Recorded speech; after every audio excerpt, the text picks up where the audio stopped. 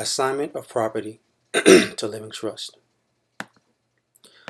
John Trust, as grantor, has or will assign, convey, and deliver all of the rights, title, and interest in the property described in Schedule A of this document as a gift and without consideration to be held by this trust.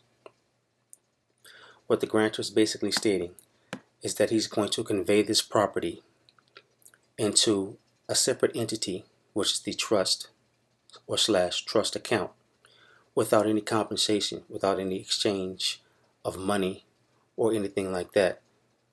And it's just a gift to his account.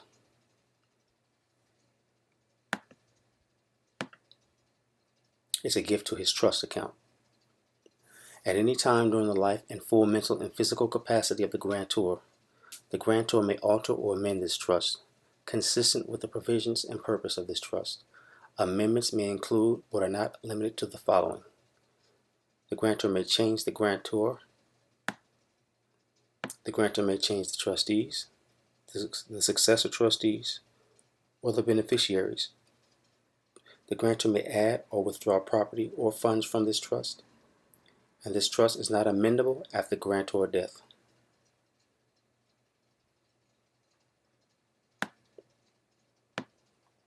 Revocability. At any time during the grantor's life and full mental and physical capacity, the grantor may revoke this trust, consistent with aforementioned provisions, and upon notice and satisfaction of any obligation of the trust, all remaining property will revert to grantor. This living trust is not revocable upon grantor death. So, when he mentions that the grantor may revoke the trust consistent with aforementioned provisions, meaning that the revocability is to be done as stated previously, and upon notice and satisfaction of any obligation of trust. Before the grantor revokes this trust, any obligations in terms of owing creditors or anything like that, that must be satisfied. Those debts must be paid before the remaining property can revert to the grantor if he decides to revoke the trust.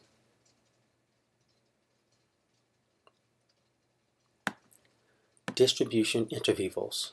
Now, inter vivos just means while living or the living. So we're talking now about the distributions that the trust will make to beneficiaries while the grantor is living.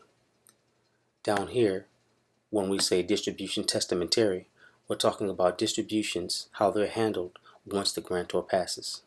Any testamentary distribution is done when the grantor has passed.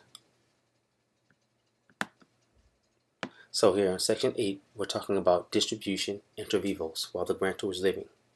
The grantor may receive any distribution amount requested from acting trustee. In the event of incapacitation, acting or successor trustee shall use available resources of and from this trust as they deem necessary for the welfare of the grantor.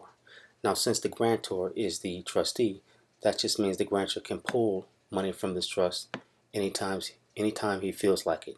And this is one of the major reasons why a revocable trust is called a grantor's trust. The grantor can pretty much do what he pleases when he pleases.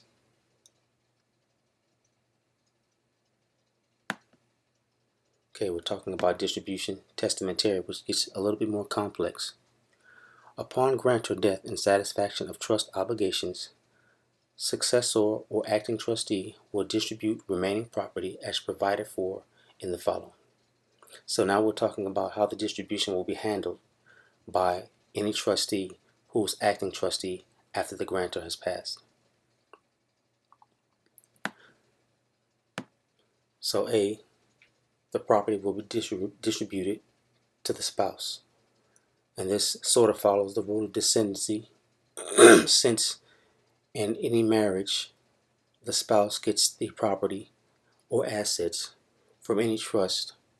And even if there's no trust, the spouse gets the possessions passed down from the deceased spouse. That's the first line of descendancy. Then the beneficiaries who are minors at the time of final distribution shall 1. have their property held by the acting trustee in a separate trust for that minor under the name, terms, and conditions as outlined in this trust. Acting trustee shall invest and use accrual of such property for the use of support for beneficiary as deemed necessary by trustees until minor reaches the age of majority, whereupon at such time trustee shall transfer the remaining capital of that share to that beneficiary. Now, it says the beneficiaries who are minors at the time of final distribution shall have their property held by the acting trustee in a separate trust for that minor.